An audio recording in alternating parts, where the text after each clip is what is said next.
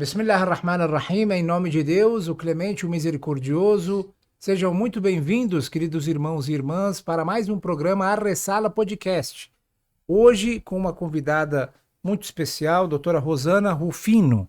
Ela é presidente da Comissão de Igualdade Racial da OAB São Paulo. Seja muito bem-vinda, professora, doutora, neste programa e por aceitar o nosso convite. Eu que agradeço o convite, Nasser. É um prazer estar com vocês aqui hoje. O prazer é todo nosso e hoje vamos conversar sobre um tema muito importante, que é o mês da consciência negra, né?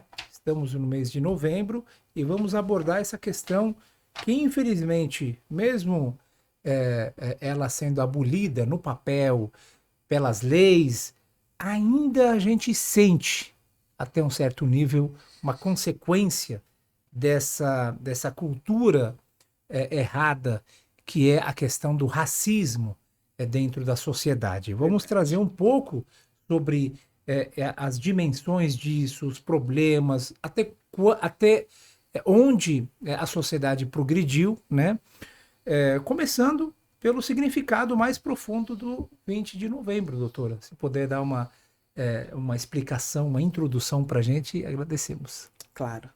No dia 20 de novembro, nós celebramos Zumbi dos Palmares, que foi um líder abolicionista, né, que montou um dos mais importantes quilombos no Brasil na época da escravização, né, onde recebiam escravizados que fugiam, né, dos seus senhores, das suas fazendas, e criaram um ambiente de autonomia política, né, um espaço onde eles viviam em comunidade, tinham produção de alimentos, se organizavam socialmente e politicamente para a sua existência.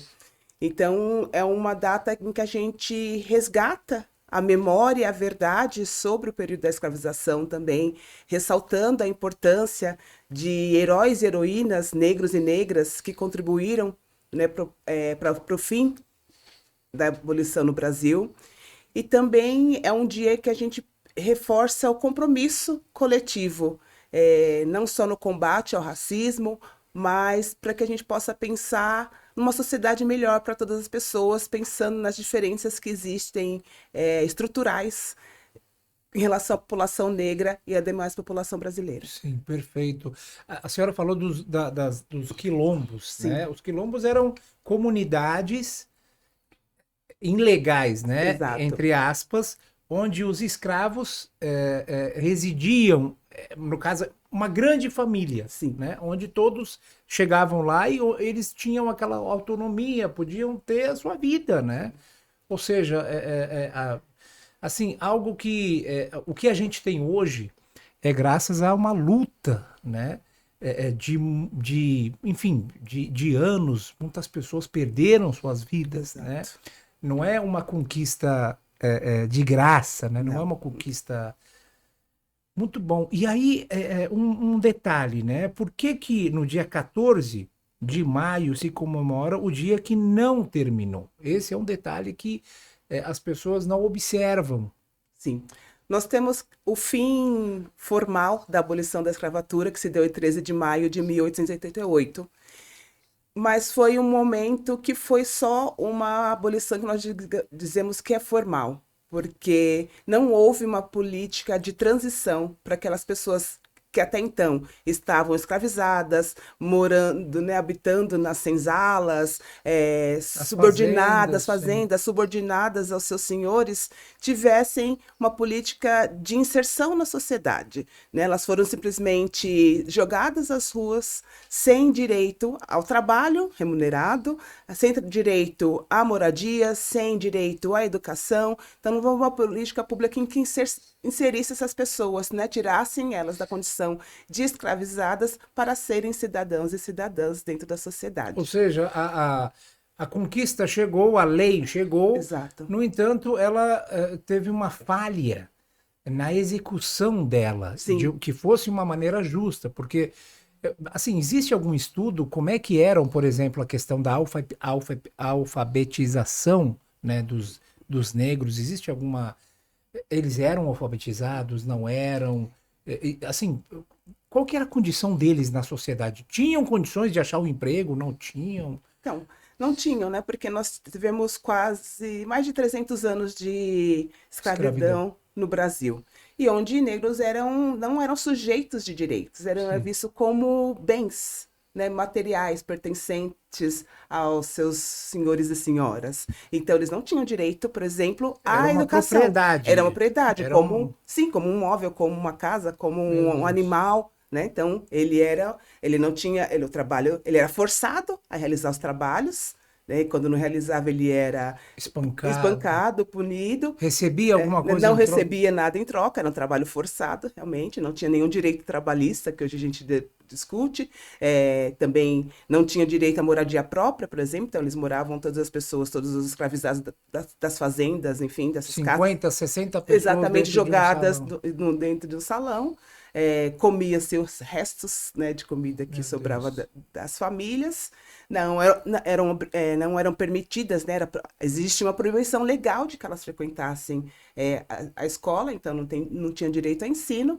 Portanto, tudo que elas sabiam fazer era o trabalho que elas executavam, né, dentro das fazendas, enfim, dentro das residências, dentro um pouco no comércio, na indústria que estava começando.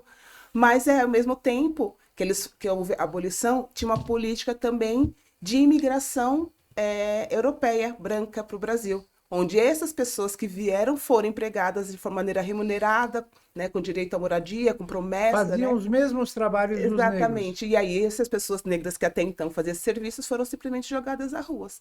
E ainda com a condição de que elas tratadas como vagabundas e malandras, porque estavam ali sem executar nenhum trabalho, mas eles não tinham trabalho mais algum para realizar. Quando a gente fala, doutora Sheik, sobre a questão da escravidão, realmente é uma mancha sobre a história de toda a Sim, humanidade, né? Não é apenas no aqui no Brasil Brasil, não. mas sim toda a humanidade, inclusive nos países árabes, né? O Sheik pode explicar para a gente, Sheik Hussein, ele é líder religioso do Centro Islâmico Imam Mahdi, né? Desculpa, eu não dei boas-vindas para o senhor Sheik no começo do programa. Seja muito bem-vindo para mais um programa. Sua presença sempre ilustra, né, nossos programas. Naquela época, a sociedade árabe, a gente chama de pré-ignorância, né? Como é que eles tratavam? Era a mesma coisa? Era igual? Pior? Como é que tinha uma certa evolução? Em nome de Deus, sou clemente, o misericordioso, e agradeço a presença da doutora também. O assunto da escravidão, quando a gente estuda na história, a gente observa que, até como que a gente estuda a história, observa que realmente o assunto da escravidão não é hoje, ontem, é anteontem. Isso na história existia. Até que antes do islamismo, o assunto da escravidão era um assunto comum. Todos os lugares, todas as casas, as pessoas pegavam outra pessoa como um escravo e para trabalhar é de graça para eles servindo. E eles dentro da casa, as pessoas Sem nada em observam, sem troca. nada direito. Somente digamos que o sustento dele, que ele comia dentro da casa com eles. Mas mais que esse não tinha outro direito. Até não tinha direito de estudar, não tinha direito de pesquisar para si mesmo, não tinha direito para trabalhar Nem para si descansar, mesmo. talvez, um final de Não, semana, né? Isso.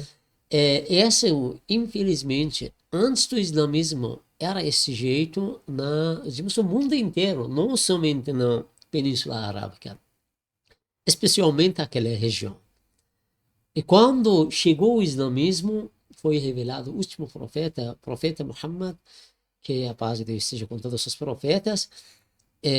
Com certeza, esse é um assunto que Deus não aceita, o Criador não aceita, que nós acreditamos que o Criador criou um ser humano, cada um tem o seu valor, cada pessoa tem o seu valor. Até que nós temos no Alcorão Sagrado, está falando, nós criamos voz das línguas diferentes, das cores diferentes, para que cada um conheça a outra. Para que se conheçam. Não existe nada benefício entre um ser humano, um rico não tem prioridade em cima dos pobres, os brancos em cima dos negros. O contrário disso. Todo o ser humano foi criado por um Criador, cada um tem o seu respeito, o seu direito. É por isso o Islã está claramente mostrou que nós não temos direito desse jeito escravizar as pessoas que Deus criou eles livres Sim. para trabalhar para si mesmo, especialmente espiritualmente. Por isso o Islã começou a combater com esse pensamento. Sim, era um assunto que, como que era um assunto comum, não era fácil. Era Porque algo já... dia ou 2 dias começar a combater Era com uma esse coisa assunto. já Milenar, né? era uma coisa já enraizada dentro Enraizada da dentro da sociedade. dentro da Era sociedade, difícil das combater. casas. Mas eu li uma história, Sheik, que o profeta Muhammad, que a paz e a bênção de Deus seja com ele comprou, logo nos primeiros anos de islamismo, alguns escravos e os libertou imediatamente. Ele comprou os escravos e os libertou apenas para dar exemplo, para dar aquela, né, esse estímulo. Sim, essa parte tem muitos, no islamismo, tem algumas regras islâmicas que digamos, o Islã queria combater com esse pensamento para as pessoas costumaram escravizar as pessoas. O Islã queria mudar esse pensamento. Como que eu falei, não era um dia, 2 dias. Deveria trabalhar, uma coisa Várias etapas. cultural. Sim. Tem que mudar a cultura das pessoas. Por isso o Islã começou. Que eu vou falar, se temos tempo, Sim, alguns claro. deles que eu vou esclarecer. Antes de passar para esse lado, só queria assim, fazer um gancho, né? Sim. Aqui o senhor falou sobre a questão cultural. Não sei se a doutora concorda, talvez faltou essa transição Sim. nesse processo. Eu acho que o Sheik falou uma coisa muito interessante, né? Inclusive sobre a questão espiritual da identidade, né? Sim. Porque as pessoas escravizadas no Brasil, elas foram trazidas de um outro continente, de vários países, foram sequestradas e trazidas para cá. E foram separadas dos seus grupos. Então, elas eram proibidas de, por exemplo, falar os seus próprios idiomas, perderam seus nomes, suas identidades, de professar a sua religião, a sua fé. Né? Então, isso teve uma perda, falando de cultura, né? Da cultura ancestral que eles traziam do seu continente. Né? Só fazendo um pequeno comentário, grande maioria dos escravos eram muçulmanos. Exatamente. Né? Então, tanto que a gente estava conversando antes, né, sobre a revolta dos malês, Sim, né? Era um sim. grupo de escravizados muçulmanos. Sim.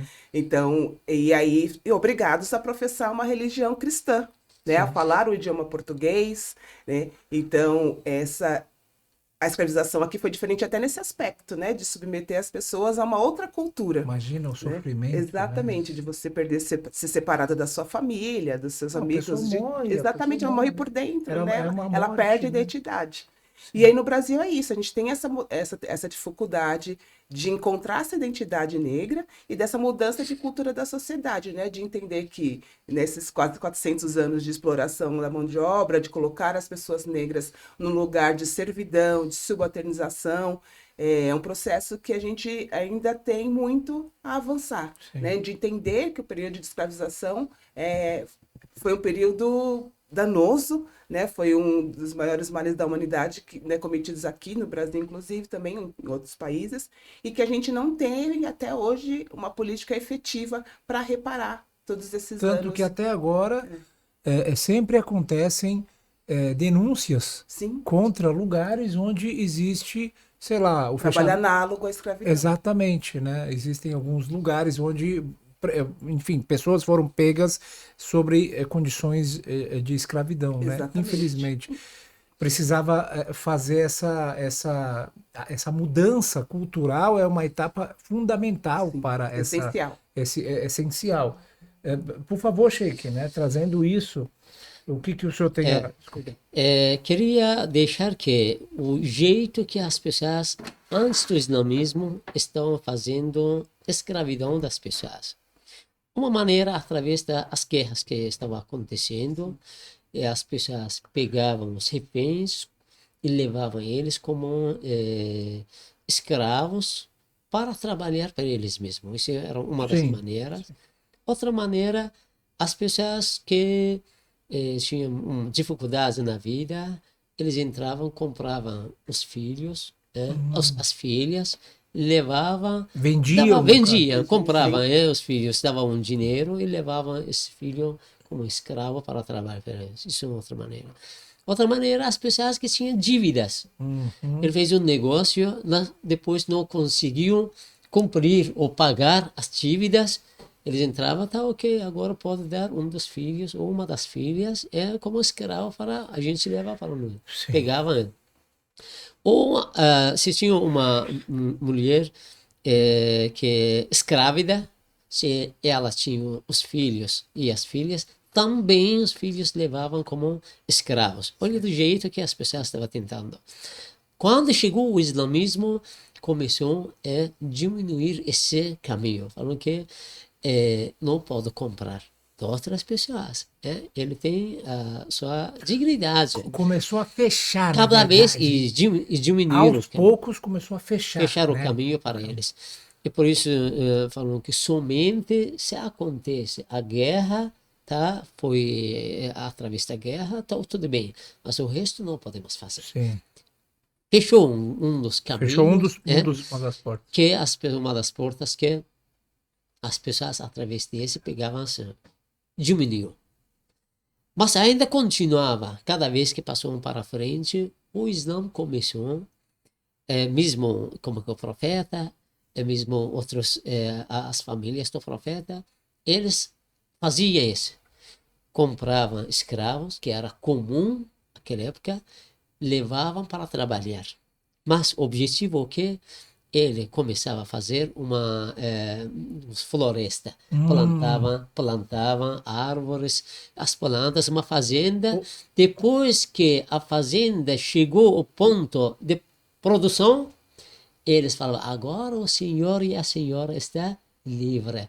Junto, olha, esta fazenda que talvez um ano ele trabalhou, dentro dessa fazenda também para você que trabalhou aqui. Nossa, que legal. Começou, olha aqui. Ou seja, os imames, desculpa te interromper, eles não compravam os escravos para estimular ou para abusar ou para, assim, explorá-los.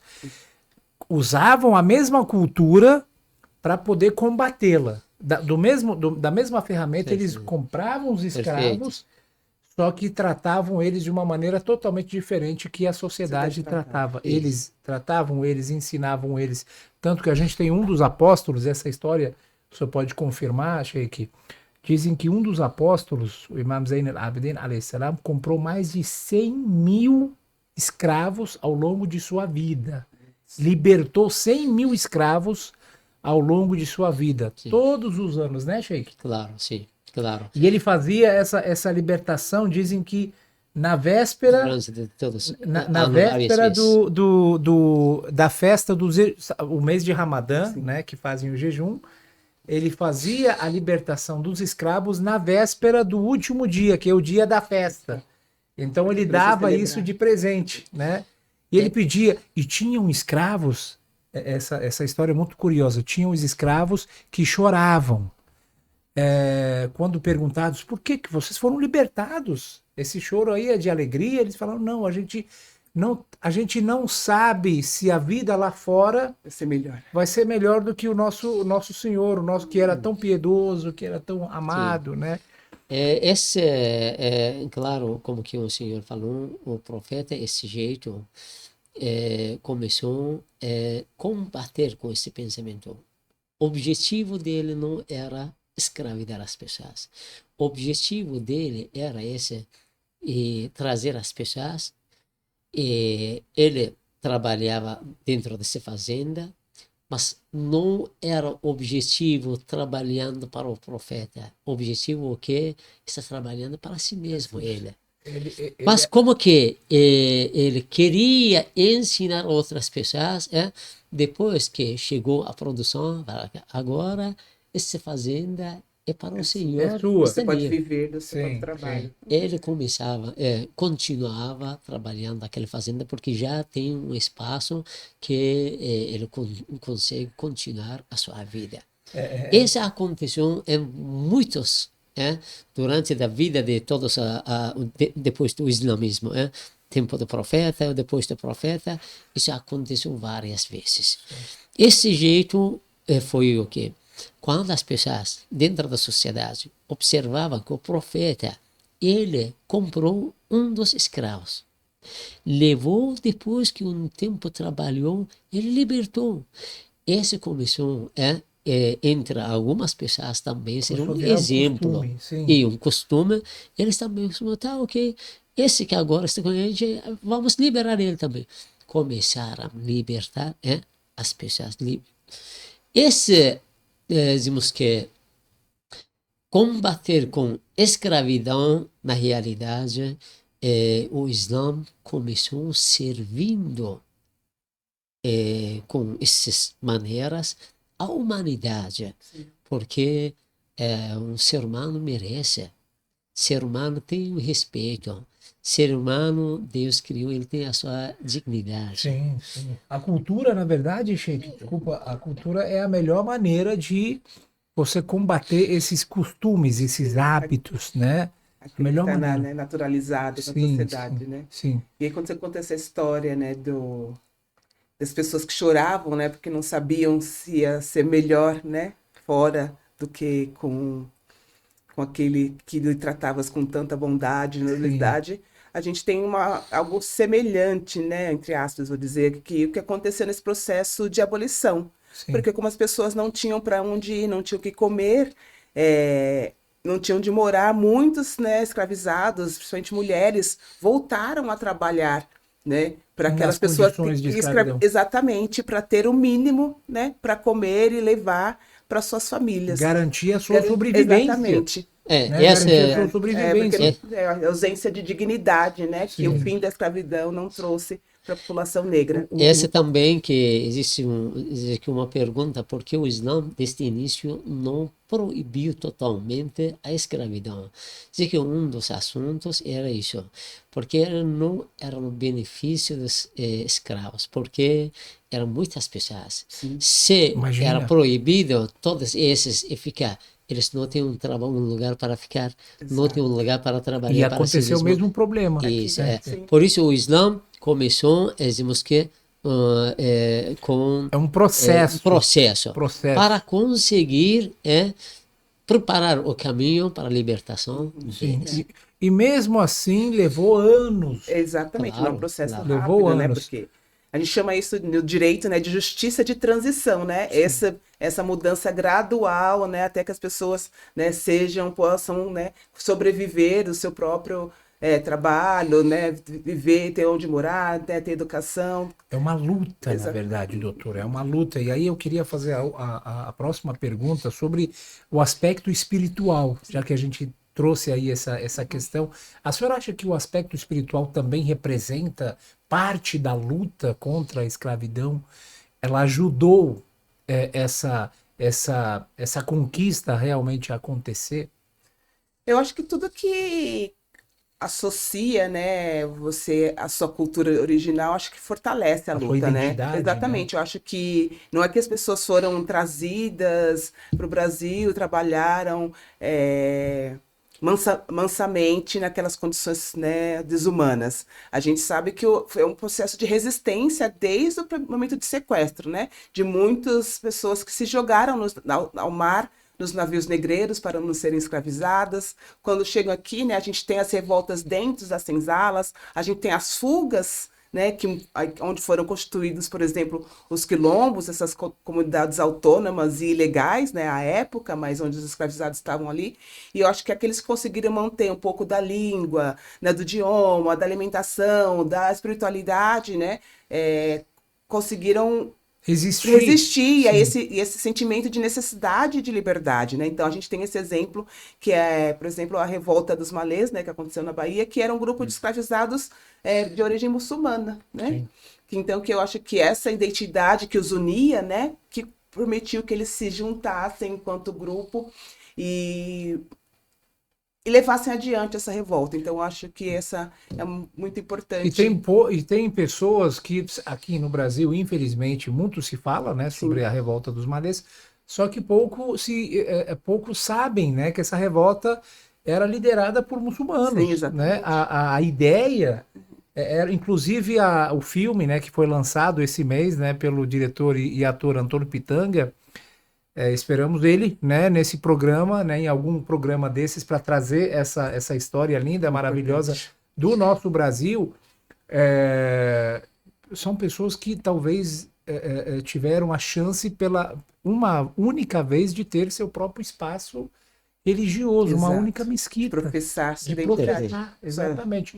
Tem uma Verdade. história, doutora, do Sheik al-Baghdadi. Uhum. Essa história é muito curiosa. Foi o primeiro sheik religioso que veio do exterior para o Brasil. sim, Isso há mais ou menos 150 anos ou 170 anos sim. atrás. Eu acho que naquela época já não tinha, né, a escravidão, mas ele observou, quando chegou ao Brasil, a tamanha necessidade das comunidades locais para com uma liderança religiosa. Diz que a viagem dele, na verdade, chegou ao Brasil por engano, né? Ele estava indo para outro. E parece que naquela época Era comum era se comum. perder.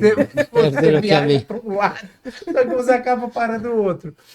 E eu penso muito nos escravos, porque assim, imagina você tirar eles da casa deles, da terra deles, do país, levar eles para um outro lado do mundo, Sim. não é do Não tem mesmo Não é o país, condições. mesmo país, não é a mesma região, né? e aí ele não tem a chance de voltar, Não tem. sabe? Não tem a terra dele, a casa dele, nossa, sabe? Esse sheik, quando veio ao Brasil, ele desceu no Rio de Janeiro.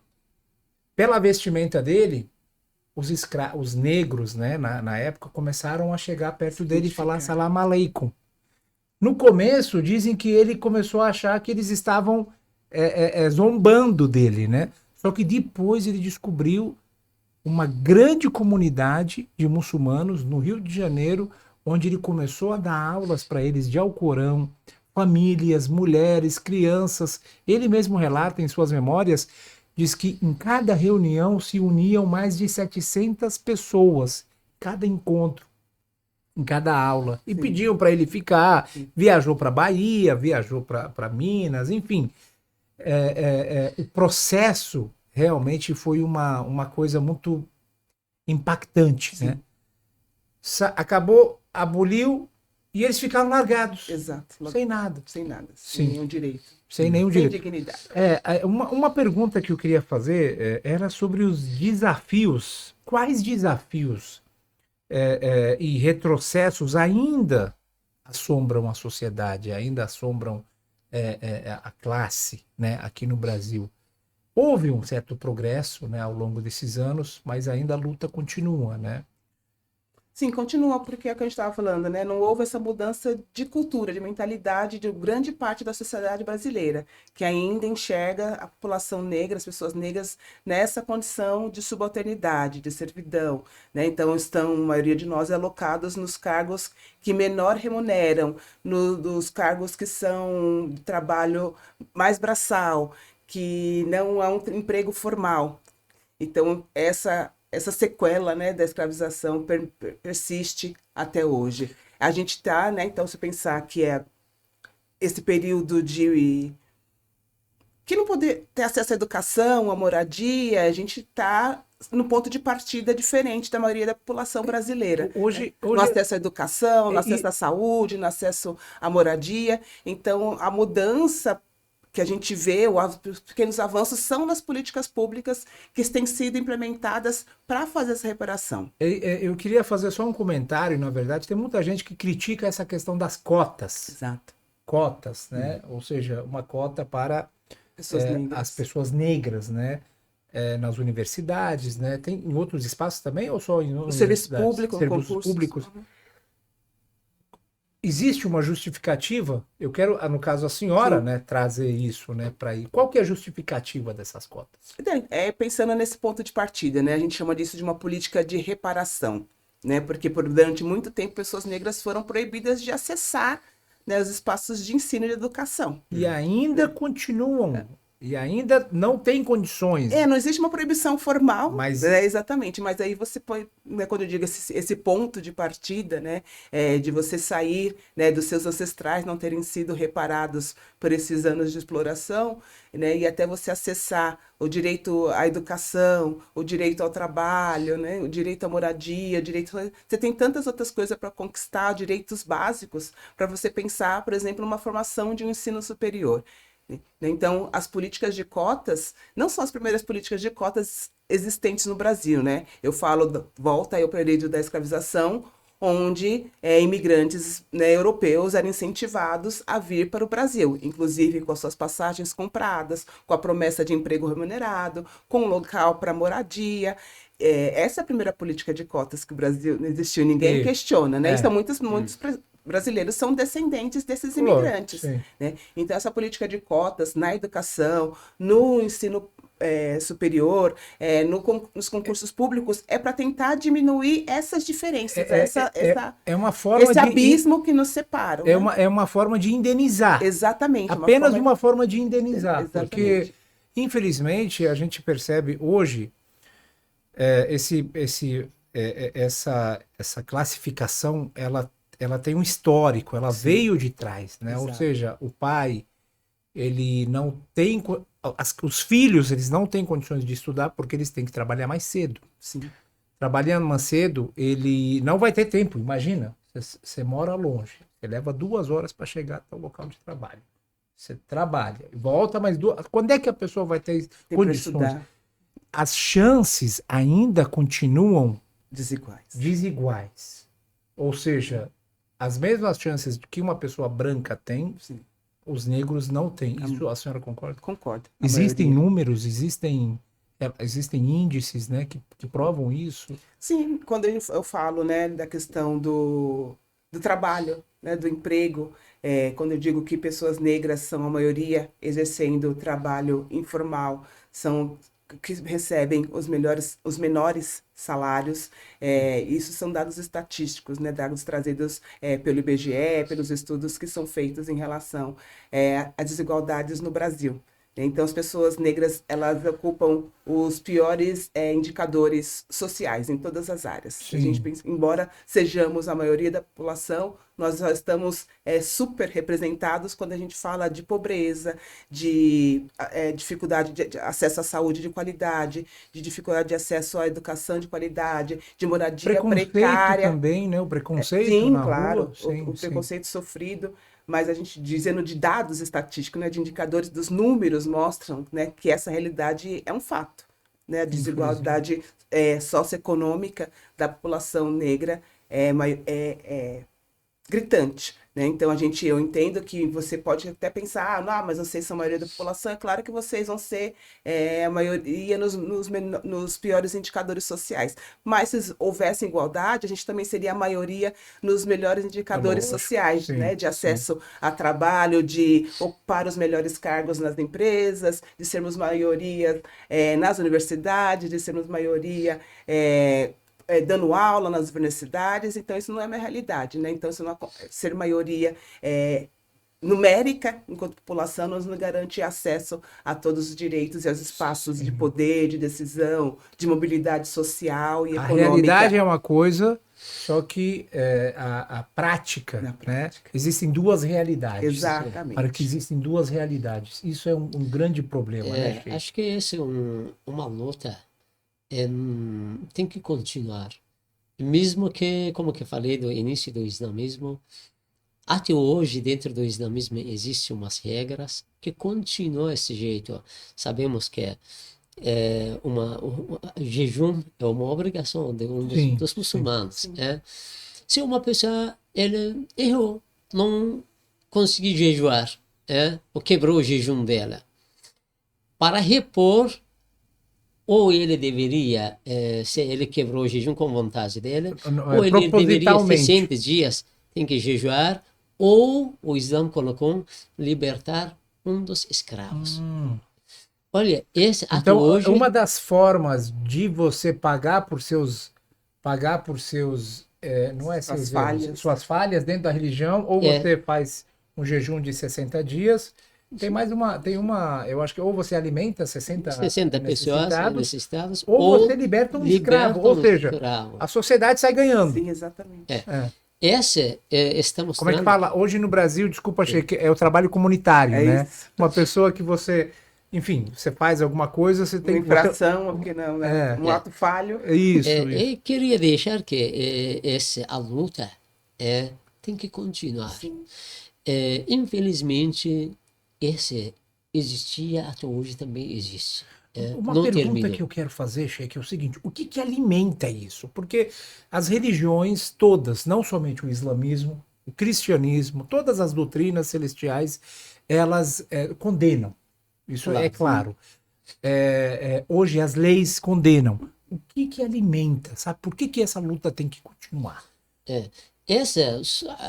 Acho que existe por atrás, existem uns grupos, pensamentos que não aceitam, não são os negros, até que existem os grupos racistas que se uma pessoa não seja do grupo deles, não aceita, seja branco ou seja Ignorância, negro. né? O Olha, racismo. quero falar isso, que a ignorância existe. Ou seja, ignorância, ou ele sabe, mas ele não aceita qualquer pessoa que seja fora do grupo dele, fora de um pensamento dele, não aceita. Infelizmente, hoje, no mundo inteiro, existem esses poderosos que eles estão atrás de um jeito de escravizar as pessoas. Olha, escravizar, eu estou falando um pouco mais Fisicamente, amplo, né? Não só- que hoje existem escravos, seja os brancos ou negros, que um pensamento no mundo existe, que os poderosos mais ricos, eles querem que pegarem as pessoas como escravos, que sejam do caminho que eles querem. Alinhados, né? Com Sim. seus interesses. Servirem do caminho que eles querem. Infelizmente, esse pensamento existe hoje. Muitas pessoas no mundo, esse jeito fica escravo deles, seja os brancos, seja os negros.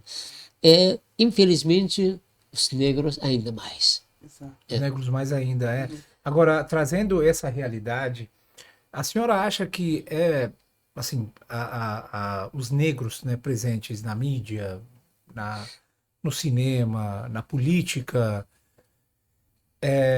é importante? Qual que é a diferença?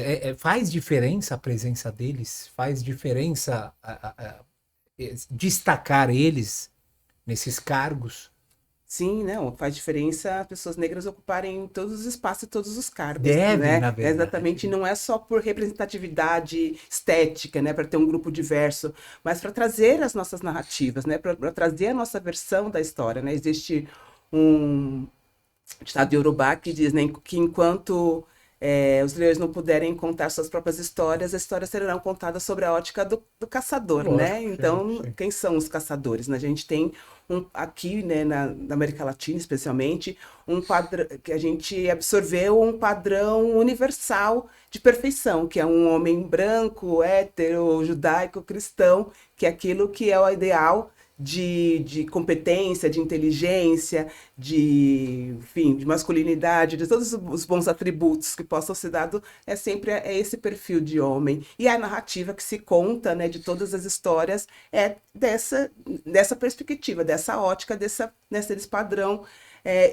eurocêntrico. Então, quando pessoas negras e de outras etnias, de outras religiões ocupam os espaços de poder e estudam e pesquisam e abordam outros aspectos da história, a gente muda, né? Vai mudando aos poucos Sim. a mentalidade da sociedade, vai mudando a cultura, que acho que é essencial, o pensamento, a mudança de cultura, principal, a na mudança verdade. de pensamento, Sim. para que a gente deixe de ser visto, né, só nesse lugar de inferioridade, de subalternização, né, de serviço enquanto médicos, professores, doutores, advogados, políticos, jornalistas, né, que em todos os passos nós podemos estar presentes e com qualidade. Exatamente. E um detalhe, avanço e progresso não é sinal de entendimento correto dos fatos. Por que a gente fala isso? Porque a abolição à escravidão, ela aconteceu em alguns países recentemente. Sim. Países que se declaram como defensores dos direitos humanos do mundo, defensores não sei o quê. Até alguns anos atrás tinham ali espaços reservados, né? Em transporte público. Sim, apartheid, né? Exatamente. Hoje não existe mais nenhum país que tenha a lei de escravidão. No caso, existem escravidões em alguns países ainda ou não? Eu acho que formal não existe. Não, né? Qual foi o último país que aboliu a escravidão de uma forma formal? O Brasil foi o país que por mais tempo e em maior quantidade escravizou pessoas negras, né? Mesmo após o fim do tráfico negreiro, que era proibido, né? Sequestrar pessoas e trazer para o Brasil continuou trazendo ilegalmente pessoas negras para o Brasil. Em 1888 tivemos a abolição formal, mas como você mesmo bem disse, até hoje nós temos, né?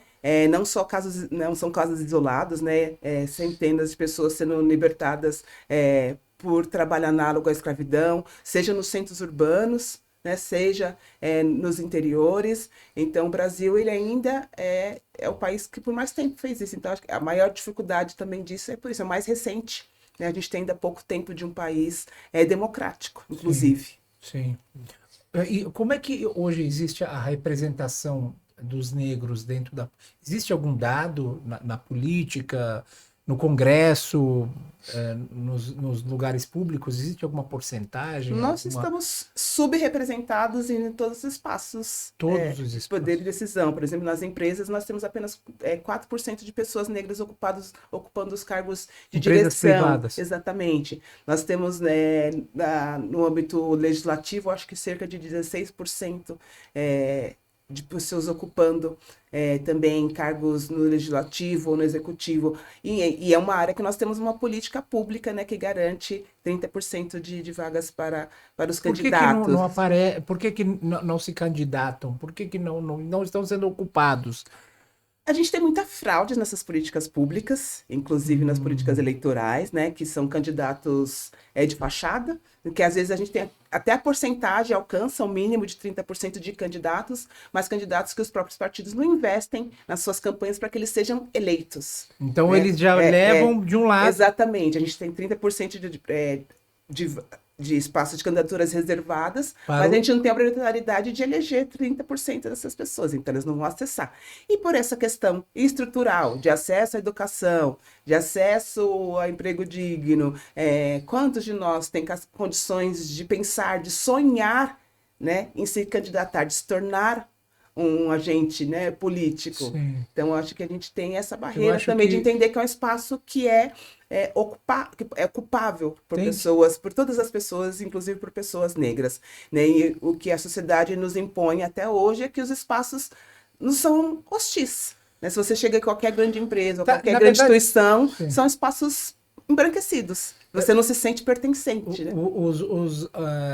Eu digo o seguinte, assim, se eu tô certo, formalmente não existe nenhum impedimento para que as pessoas ingressem a esses espaços. Não, só que o negro consegue acessar com muita dificuldade. Sim. É a condição que a sociedade, infelizmente, a política do país aplicou sobre ele e ele não consegue assumir igual a outras pessoas. Exatamente, assumir igual a outras pessoas. Sim. Acho que uma das coisas que também poderia ajudar nesse caminho e os negros voltaram para os seus origens, origem de pensamento, origem de a cultura, fortalecer a identidade deles. Cultura. Com certeza, dizemos que a nação tem uma cultura. Os negros também, com certeza, têm uma cultura entre eles que é mais respeitada. Se eles voltam para a origem deles, nesse a cultura, isso consegue fortalecer os negros para eles conseguirem continuar o caminho deles ainda mais firme, mais forte do que antes para frente. Seja religiosamente, como que revolta dos malas um dos assuntos que especialmente aqui no Brasil, se os negros voltam para por origem deles, como os muçulmanos que entraram aqui, especialmente na Bahia. Eu tinha um vídeo, a gente está observando que os negros que chegaram lá, os muçulmanos, o que era para eles mais importante, falaram que sim, a gente tem agora essas dificuldades, mas o que vai salvar a gente nessas dificuldades? A nossa crença que A nossa temos. fé, A sim, nossa sim. fé que é. Por isso, isso é um dos caminhos, não está falando? caminhos, Um sim. dos caminhos que poderia fortalecer eles, para eles conseguir ter a mesquita deles, Sim, sim. para eles conseguir ter um líder religioso deles, para A identidade deles. Agora, uma coisa muito interessante, importante, desculpa, achei que a gente tem que sempre ressaltar, a gente fica achando que os negros devem lutar. É eles, o problema é deles. É eles. Sabe, existe uma obrigação sobre Exatamente. toda a classe social, né? Qual que é o papel, doutora, que a senhora acha, das pessoas não negras na luta contra esse racismo? O problema é nosso, né? O problema é da sociedade, né? Uma Todo. sociedade desigual, ela não só prejudica essa parte mais fraca, digamos, né? Da balança, mas ela prejudica o desenvolvimento de toda a sociedade, né? Uma sociedade que igualitária, que proporciona acesso a todas as pessoas, ela tem capacidade de se desenvolver com mais facilidade e com mais rapidez. Então, eu acho que combater as desigualdades, combater o racismo é compromisso social, né? Não existe democracia social sem democracia racial, onde as pessoas competam em condições iguais para acessar direitos. Então, acho que o papel da sociedade é através, né, da legislação. A gente já tem uma legislação que avançou muito em relação à reparação, a políticas públicas, mas a gente precisa avançar ainda mais. Todo mundo tem, carrega, Sim, é parte dessa responsabilidade. responsabilidade. Todos. Todos nós. Até mesmo a criança, Sim, os pais. exatamente. Eu falo isso porque, assim, assim, não vou dizer nós, né? Mas às vezes a pessoa que não passa por isso, um simples gesto dele representa muito para os negros. Eu lembro que no ano 2010, Sheik, nós lançamos a revista. Eu trouxe aqui também um exemplar da revista que nós lançamos. A primeira gibi da comunidade muçulmana em português, em 2012. Né? Essa revistinha aqui, o nome dele é Nabil, né? É um rapaz muçulmano e ele, enfim, passa várias questões do dia a dia dele e tal, visando justamente essa questão da inclusão e tudo mais. Um dos amigos dele é o negro. Né? Diversidade. Exatamente. Né? Isso foi uma ideia, né, do grupo que fez a revistinha e não tínhamos observado na época, quando eu pedi pro artista, né, fazer os desenhos, eu não tinha levado isso em consideração, mas quando a revista saiu, várias pessoas pegaram e uma das moças da comunidade muçulmana, que era negra, ela falou: Nasser, o que eu mais gostei foi isso. Foi porque vocês tinham colocado um negro no mesmo nível com as demais crianças. Ou seja, não é uma pessoa de uma outra classe, né? Ele está na mesma escola, ele está no mesmo, ele é um amigo, inclusive mais para frente a história é ele que aconselha, né? O outro. Então isso deixou ela muito, muito feliz. Foi uma coisa que eu não levei, não observei, mas olha só o ponto de vista de uma pessoa que sabe, passa por isso. Exato. Porque nós, pessoas negras, não queremos ficar falando de racismo o tempo todo. Pelo contrário, eu quero exaltar o meu trabalho, as minhas conquistas pessoais e profissionais. A gente quer falar das nossas competências, né? Aquilo que eu faço no direito, o que o direito me proporciona. Então, a gente precisa que outras pessoas, né, nas suas residências, no seu trabalho, façam essa reflexão. Não sou eu que quero falar o tempo todo para o meu filho também sobre racismo. Eu quero que ele viaje, que ele passeie, que ele brinque, que ele seja criança. Né? Mas outras famílias brancas também, né, tem que falar das diferenças raciais, das diferenças religiosas, né, de respeito. A intolerância religiosa também é um problema, né, grande no Brasil. A gente quer, que atravessa nessas racialidades também. Sim. A gente quer passar desse estádio. Exato. De ficar falando sobre isso e ainda tem uma classe da sociedade que não quer que isso seja dito, né? Que seja dito, ou né? que não que não admite, né? Não reconhece que a existência. Exatamente. Acho que esse assunto, olha, não é hoje, como aqui falamos, esse também para frente também vai continuar até que existe um pensamento dentro da sociedade, um grupo que pensa ele rico é superior que outras pessoas. Esse pensamento vai continuar. O que é importante que as pessoas honestas, seja entre os negros, seja entre os brancos, se acontecer uma convivência na realidade, na prática, para eles cada vez ficar misturados entre os temos as pessoas ocupar os espaços. Isso é muito importante. Hoje nós temos, eu tenho um dos amigos, ele casou com uma negra. Eles agora muito difícil aqui no Brasil achar uma família que, por exemplo, 30, 40 anos eles moram juntos. Sim. Mas eles agora mais de 30 anos eles estão morando juntos. Que legal.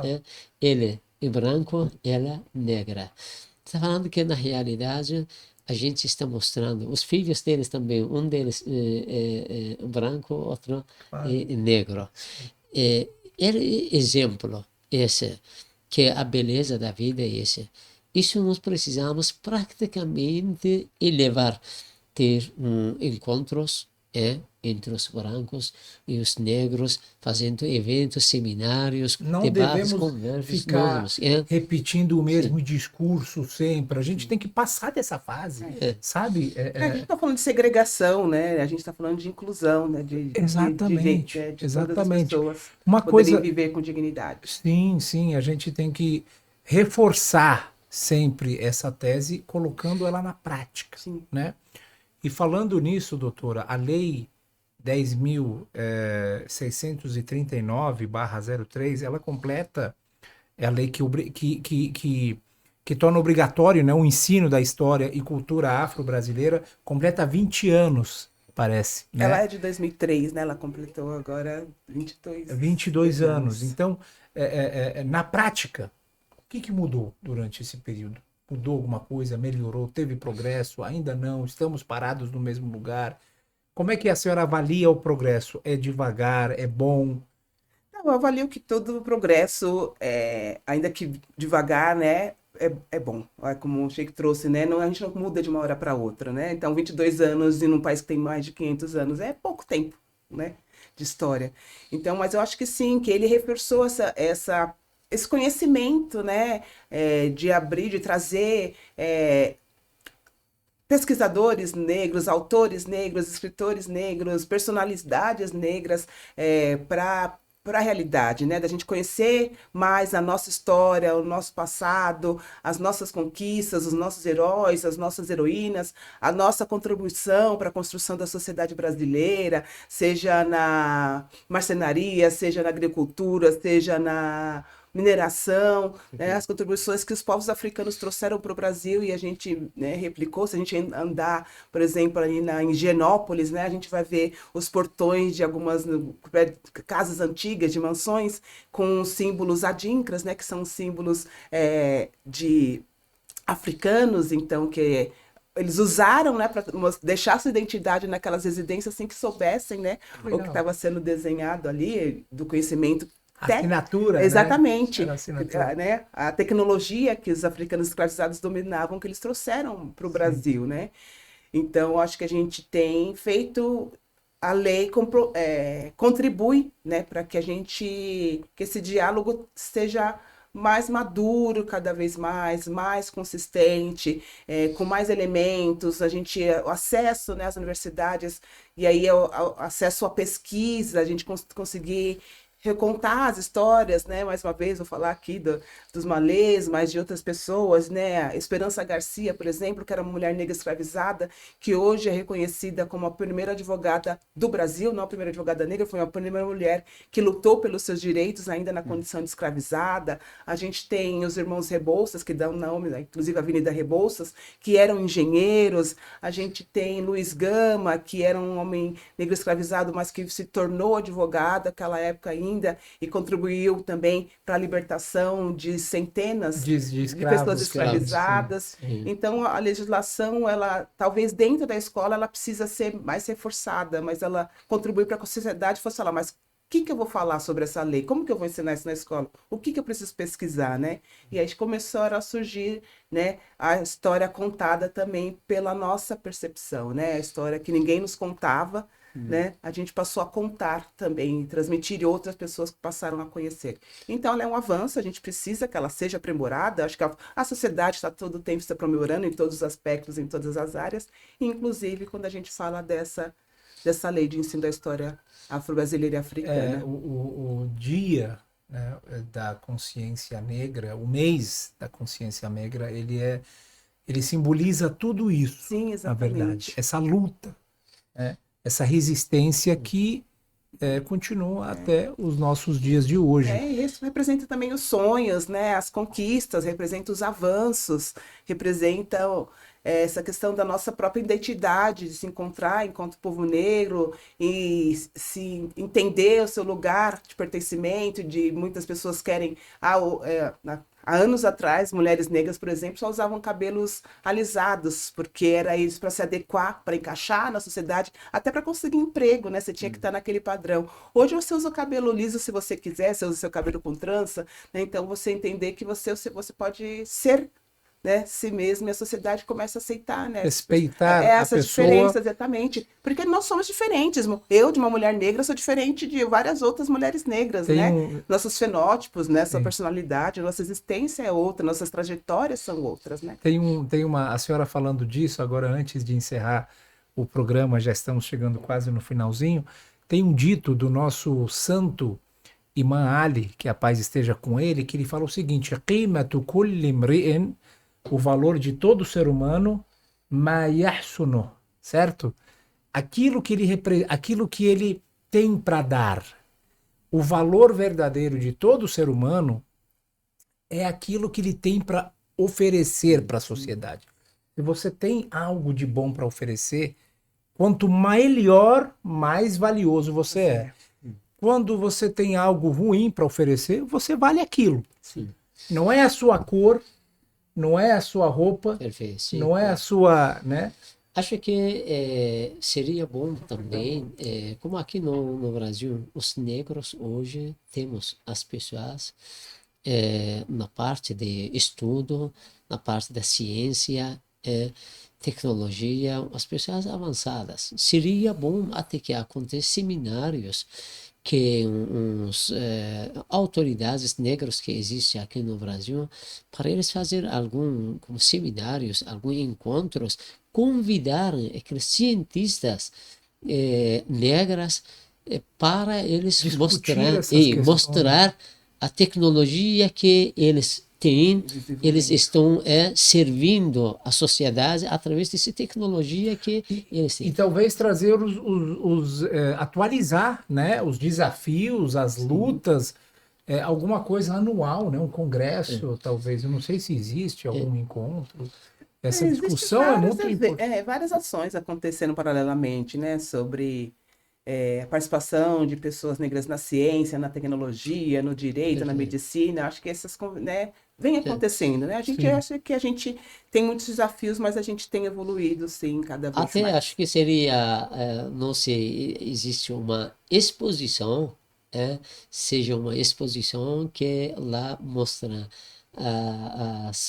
a comunidade negra que o que eles têm cientista, tem médica, Sim, tem sim, advogada, sim.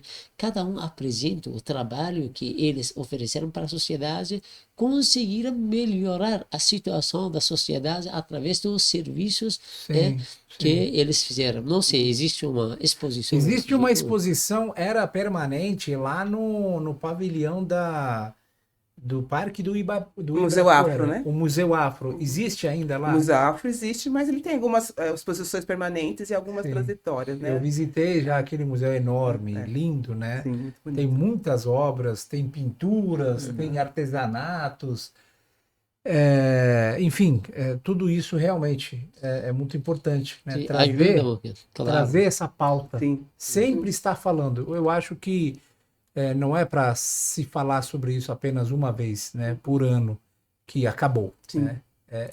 Vale mais eu colocar isso em prática ao longo de 364 dias exato. por ano, do que apenas falar em um mês e fechar livro, né? Claro, Exatamente. isso. Ano que vem eu abro de novo, né? Só em novembro. Exatamente. É isso, É isso. doutora. Doutora, quer deixar uma mensagem? A senhora quer deixar antes de encerrar o programa, alguma coisa? Pode ficar à vontade. Bom, eu quero agradecer, primeiramente, ao convite, esse papo, a participação aqui com vocês. E quero dizer que é isso, não existe, né? Democracia social enquanto não houver democracia racial. Mas a despeito, né, de grandes problemas que nós trouxemos aqui, nós estamos avançando e sonhando e conquistando, então sigamos. Perfeito, doutora. Muito obrigado. Antes de encerrar, eu queria aproveitar para trazer 2 livros Muito aqui bom, perfeito. para o Sheik presenteá-la. Os direitos O primeiro, das mulheres no Islã. ele Sim. se chama o Sim. Direito das Mulheres no Islã. Existe muita coisa falsa sobre a religião islâmica, Sim. especialmente sobre a questão das mulheres. Estereótipos, Viu? né? Exatamente, que a mulher é oprimida, que a mulher não estuda, que a mulher muçulmana é isso, aquilo. Esse livro, ele quebra muitas falsas informações, Sim. né? E O também Islã e direitos humanos. o livro O Islã e os Direitos Humanos, É importantíssimo. trazendo essas pautas sobre direitos, sobre a igualdade, sobre o respeito, sobre a convivência, né? Que é a verdadeira mensagem do Islã, e que a gente precisa colocar isso em prática. Agradeço também imensamente. Uma caneca de presente Caneca para a que é- senhora, para tomar um cafezinho, tomar uma água, Um chá. um chá. Tomar um chá. É isso aí. Muito obrigada. De lembrança do nosso programa. Agradeço imensamente a participação. Mais Muito uma obrigado. vez. Podemos encerrar, a senhora me permite? Sim, por favor, podemos Muito encerrar. obrigado, Sheik, com licença. Muito obrigado. Se puder, Agradeço. se me permitir. Muito obrigado a todos vocês, queridos irmãos e irmãs, por acompanharem o nosso programa. Mais um podcast a Rezala, muito rico, muito benéfico, uma mensagem de igualdade racial para toda a nossa sociedade, e uma conscientização maior nesse mês tão importante que é o novembro, mês de novembro, que é importante a gente trazer essa pauta para todos. Que a paz e a bênção de Deus esteja com todos vocês. Wassalamu alaikum wa rahmatullahi wa barakatuh.